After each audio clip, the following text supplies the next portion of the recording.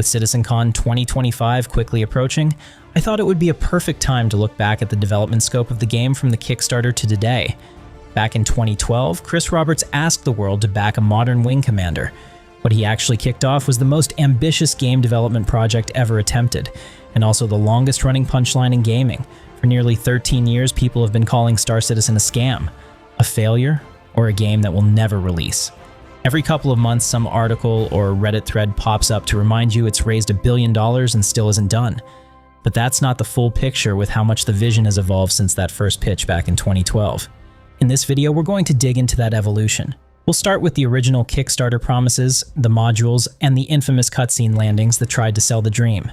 Then we'll work our way forward through the technology leaps, the shift to seamless planets, and the current 1.0 vision Chris Roberts laid out at CitizenCon in 2024. Along the way, I'll be highlighting what changed, what got dropped, and why the game you can play right now is a hell of a lot better than what was pitched all those years ago. If you're new here, I'm Captain Katarn. I don't do rage bait or lazy takes. I talk about the systems, the ships, and the progress that actually matters. So if you want grounded, critical takes that also recognize the wins, subscribe and join the crew. Before we get into the original pitch, I want to make something clear. I wasn't in the room, I can't speak to their internal workings, personnel changes, or any allegations of mismanagement within Cloud Imperium Games that I'll refer to as CIG in this video. There were certainly development challenges and missed deadlines, and those are not in question. I can't tell you how long something should have taken to be delivered, and I highly distrust the motives of anyone that claims they can. What I can do is focus on what was actually pitched and shown to players over the years. That's the only way to build an honest picture of how the vision has evolved, which is what this video is focused on. And like it or not, a massive part of that picture is Squadron 42.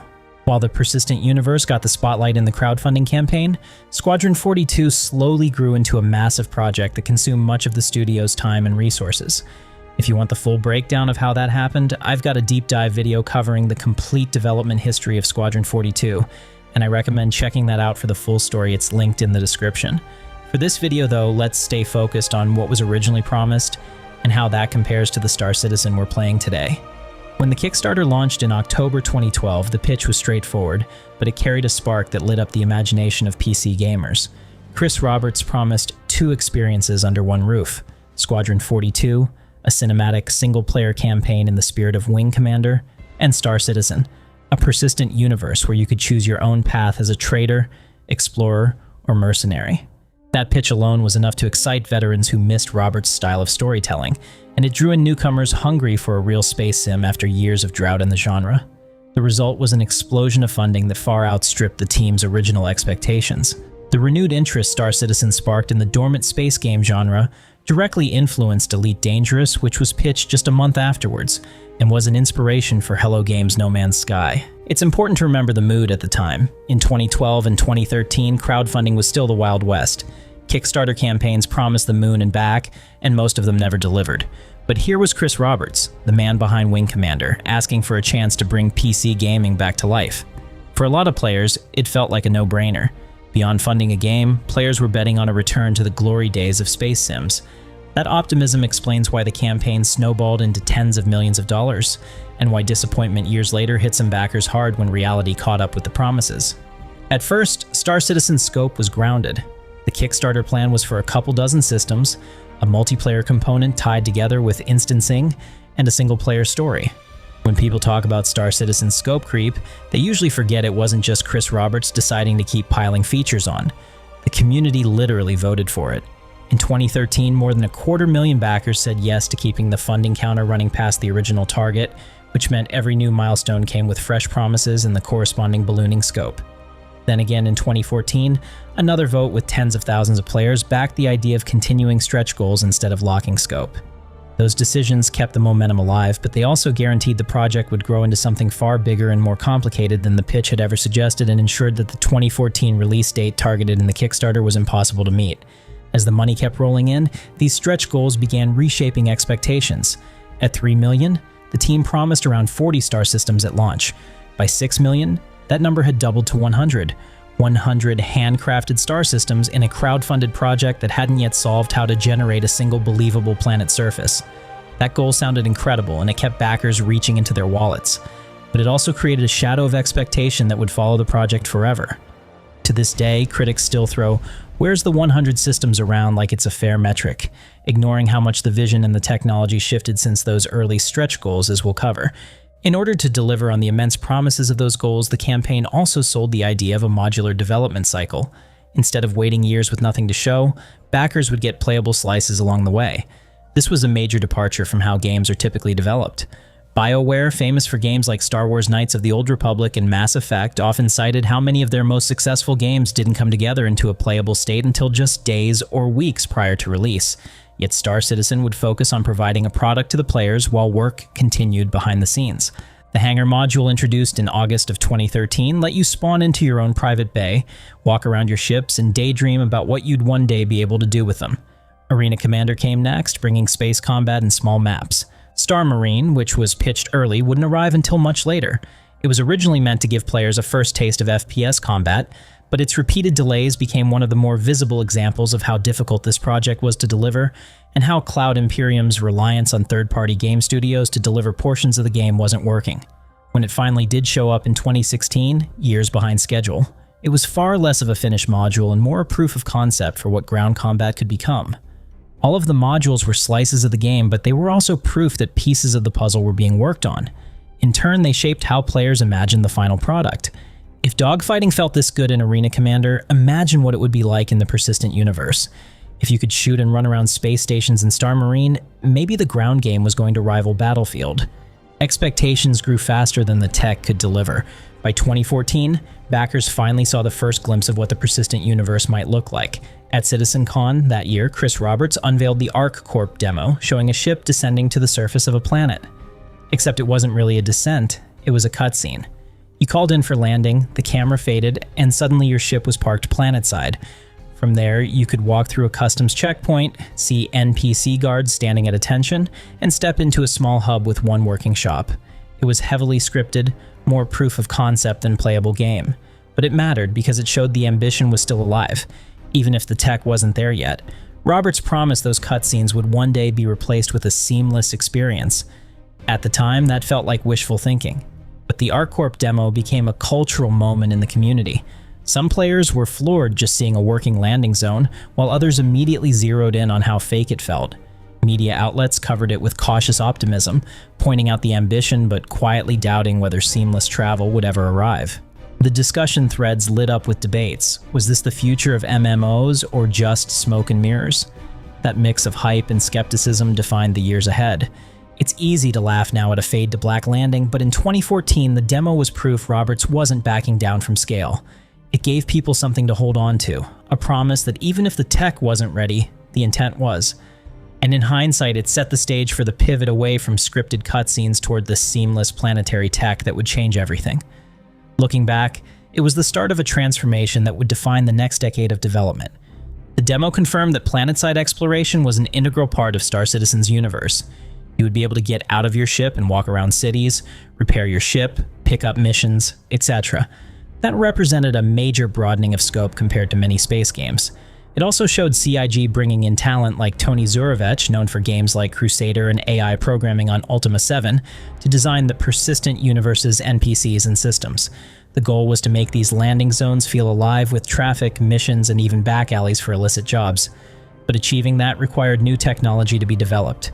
The initial implementation with cutscenes and small zones was just a stepping stone towards that goal.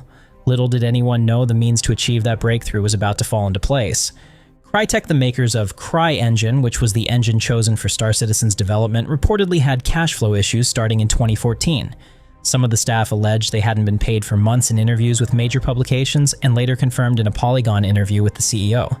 Many of those staff at Crytek's Frankfurt studio left to join CIG, giving them direct access to the developers responsible for creating the engine. This unlocked the ability to develop new technical capabilities and fully customize the engine to CIG's needs with the very people most familiar with its creation. The breakthrough came in 2015 with the reveal of procedural planet technology. At CitizenCon that year, CIG showed the From Pupil to Planet demo, where a camera zoomed from an astronaut's eye all the way out into space seamlessly. For the first time, the promise of flying anywhere wasn't just a cinematic trick. It was real tech, running an engine. That demo blew the doors open on what Star Citizen could be. Suddenly, the dream of 100 handcrafted systems looked outdated, because a single planet could be bigger than every map in gaming combined. In 2016, the Gamescom demo pushed it further. Players watched as a ship landed on a procedurally generated moon. The crew disembarked, explored, and then got caught up in a dynamic mission that escalated into combat. For many, that was the moment Star Citizen stopped being a collection of modules and became something more. And for what it's worth, it's when I decided that this was the game for me. Of course, the reality in players' hands lagged behind the demos. Alpha 3.0, which aimed to deliver those planets and moons, took years to arrive and hit in late 2017. When it did, it was rough. The frame rates tanked, the servers buckled, and the content was limited. But it was also undeniable. For the first time, you could leave a space station, fly to a planet, break atmosphere, land, and step out of your ship, all without a loading screen. That was the end of the cutscene era. Star Citizen had crossed a line that no other game had crossed before. The fidelity wasn't there yet, the stability was awful, but the foundation had been laid. The jump to procedural planets also reshaped priorities. Instead of chasing 100 handcrafted systems, CIG doubled down on tech that could scale. Stanton became the testbed. 4 planets, each with multiple moons, created more landmass than every other video game map ever made put together. That's not hyperbole. Skyrim could fit inside a single crater on Yela, and that shift in scope was critical. It showed that the vision was no longer about ticking off stretch goal boxes. It was about redefining what an online universe could be. From 2018 through 2023, the focus shifted from proving the technology to building the actual gameplay loops that would make the universe worth inhabiting. Mining came first, with the Prospector, and later the mole turning rocks into profit. Salvage followed, giving players the ability to strip wrecks and turning destruction into opportunity. Cargo hauling became more meaningful as physicalized boxes replaced abstract numbers. Step by step, the game was learning to walk, bugs and all. These years were also defined by persistent streaming and the first steps towards server meshing. Persistence meant that your actions in the universe stuck around. If you left cargo on a moon, it would still be there when you came back. If you abandoned a ship, someone else might find it. The universe was becoming a shared, evolving space. Server meshing was the holy grail, the feature critics swore would never happen. For years it was dismissed as vaporware, the impossible tech that CIG would never deliver. But behind the scenes, the groundwork was being laid. Object containers, streaming, and iCache were the stepping stones, invisible to most players but critical to the dream of scaling the universe. By the time Pyro was ready to connect, those systems were finally showing their value. What once sounded like science fiction had become the baseline expectation for the future. During this period, frustration and excitement ran side by side. On one hand, desync, bugs, and server instability could ruin a night. On the other, every patch added something new to explore, a reason to log in. Events like Jumptown and Xenothreat tested large-scale cooperation and conflict. Dynamic missions gave players more than static box runs. The world was rough, but it was alive in a way that kept people coming back. And through all of it, Squadron 42 cast a long shadow. For years, much of the studio's manpower was tied up in building the single-player campaign. That slowed progress in the persistent universe, and players felt it. But once Squadron 42 reached feature complete and resources shifted, the pace and quality of the updates in the PU noticeably picked up. That momentum carried straight into CitizenCon 2024, where Chris Roberts laid out the clearest vision yet for what he calls Star Citizen 1.0. After more than a decade of incremental progress, roadmaps slipping, and promises evolving, this was the first time the community saw a concrete picture of the finish line. And it wasn't the modest MMO light pitched in 2012. It was something much larger. The 1.0 vision emphasized a fully realized universe with 5-star systems connected by server meshing, a breadth of gameplay loops from combat to industry, and the bug fixing and polish needed to call it a complete experience. What stood out was how much of it already existed in some form. Salvage, mining, trading, bounty hunting, all were playable, if still rough around the edges. One new element that has evolved is the inclusion of a guided PvE storyline within the open universe. Currently, Star Citizen's Alpha drops new players into the world with little direction, leading some to feel lost. For release, CIG is introducing a narrative-driven introduction and story arc that players can follow. This effectively adds a touch of classic MMO structure. You'll have story missions to teach you the game and provide lore somewhat akin to how a single-player game might have a main quest. Completing this narrative will even grant a form of character progression, the title of Citizen, as opposed to a resident, with in-game perks. For example, citizens will have fewer restrictions on where they can buy land in UEE territory. This concept of narrative XP and citizenship was not part of the original pitch. It's a response to the need for more player guidance and long-term goals in the huge sandbox. It also ties the lore more directly into gameplay, giving players a sense of purpose beyond pure sandbox freedom. In the evolving vision, Star Citizen leans even more into the idea of a living universe by introducing NPC-run organizations and guilds that players can interact with for missions and reputation. Rather than relying solely on player-driven factions, the game will feature in-fiction groups catering to various playstyles. For example, the United Resource Workers Guild will cover mining and engineering jobs, the Interstellar Transport Guild will facilitate cargo hauling contracts, and an Academy of Science will exist for explorers, researchers, and even pursuits like xenobiology and search and rescue. There's even the tongue-in-cheek Imperial Sports Federation, which curates everything from racing and combat sports to industrial competitions like cargo loading and mining contests. These guilds essentially function as quest givers and progression paths for different careers in the PU, giving players structured ways to advance as a miner, racer, mercenary, etc. This concept wasn't in the original pitch. It's an answer to the question, how do we give players long-term goals and a sense of belonging in the universe? Most traditional MMOs have factions or guild systems. Star Citizen adopting this shows its evolution into a full-fledged MMO with career paths and reputations to earn. The current vision extends the idea of player housing to an impressive degree, borrowing heavily from games like Star Wars Galaxies. Not only will players be able to build habs and bases on planet surfaces, but Star Citizen plans to introduce player-built space stations for organizations. These are essentially massive orbital bases that an org can construct and customize as a long-term cooperative goal. According to the presentation, building a station is a huge endeavor. It begins with assembling a supply dock construction site using something like the Pioneer construction ship, and then gradually expanding into a full station with multiple decks and hangar wings. These stations are modular. Groups can add cargo storage wings, refining facilities, extra hangars, defensive systems, and even a crow's nest command deck. They function as player cities in space, acting as organizational headquarters, or even player-run trading hubs. This goes far beyond anything imagined in 2012. Back then, player housing wasn't really discussed, aside from maybe having your own hangar. Now we're talking about player-built infrastructure that could influence whole star systems. Of course, with great power comes great risk. These stations can be attacked by rivals, meaning org versus org conflicts will extend to taking down or capturing each other's stations. It sets the stage for truly dynamic endgame content driven by players, on top of the static content CIG provides. Star Citizen's evolution also means a lot more gameplay loops than originally planned. For 1.0, the developers are focusing on fleshing out both PvE and PvP activities, so that every archetype of player, combat pilot, trader, industrialist, explorer, racer, etc., has depth to enjoy. They outlined features like a dynamic mission generator, internally called StarSim, that watches what players are doing and spawns missions and events accordingly, server-wide events akin to MMO world events, instanced cooperative content such as large-scale fleet battles or FPS raids for groups who want a directed challenge, and more consequences for death and crime to make the universe's simulation more meaningful. For example, Star Citizen will introduce an inheritance tax, where dying incurs a credit loss as your next of kin inherits your assets, a soft money sink, and deterrent to trivializing death. And if you steal someone's ship, a new paperwork system for piracy means you'd have to hack or buy a fresh registration for the stolen ship to fool UEE custom scans. These kinds of systems make the gameplay more robust and self-sustaining. They encourage player-driven stories, piracy, law enforcement, competition, and add realism to the simulation. Back in the original pitch, such details were not fleshed out. Now they're an integral part of delivering the immersive universe feel. CIG is effectively building a toolbox of interconnected systems that will keep the gameplay loop engaging for years after launch.